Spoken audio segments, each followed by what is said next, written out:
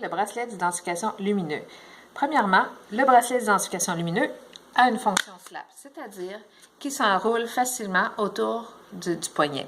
Mais il peut facilement aussi s'enrouler autour de la cheville, autour d'un sac à dos, d'une sacoche et même autour de vos guidons. Pour l'ajuster, vous avez juste à le refermer sur lui-même. Ensuite, vous avez ici un sigle qui dit en fait, c'est là qu'on appuie pour allumer le produit. Si on appuie une deuxième fois, ça va le faire clignoter et ensuite on l'éteint. Même ce qui est gris ici est réfléchissant.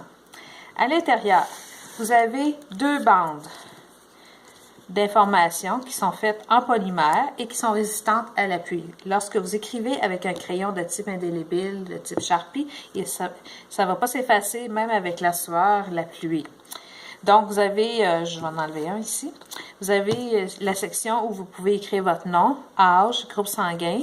Vous avez ici les allergies, même si vous n'en avez pas, indiquez-le. C'est toujours plus pratique lorsqu'un paramédic sera sur place, si jamais il y a à être sur place. Vos contacts d'urgence, leur numéro de téléphone, ainsi que des informations médicales. En fait, il y a des sections, mais vous écrivez tout ce qui est important pour vous, que si vous arrivez à malaise, que n'importe qui autour de vous aura une action rapide pour vous aider. Lorsque c'est rempli, vous la remettez à l'intérieur ici. Je ne sais pas si on voit bien, ici on voit la fibre optique. On essaie d'insérer la bandelette à l'arrière de la fibre optique pour ne pas cacher la luminosité. Ensuite, après 70 heures, c'est possible que la batterie commence à faiblir. Pour la changer, je vous montre. Bon, il faut enlever la bandelette d'identification. Moi, j'utilise une pince à sourcils parce que j'ai des plus gros doigts et j'essaye de sortir la fibre optique de l'intérieur. La batterie est à l'extrémité. J'éteins le tout. Pour changer la batterie, j'utilise le bout, encore une fois, de ma pince juste pour m'aider et je pousse la batterie à l'extérieur.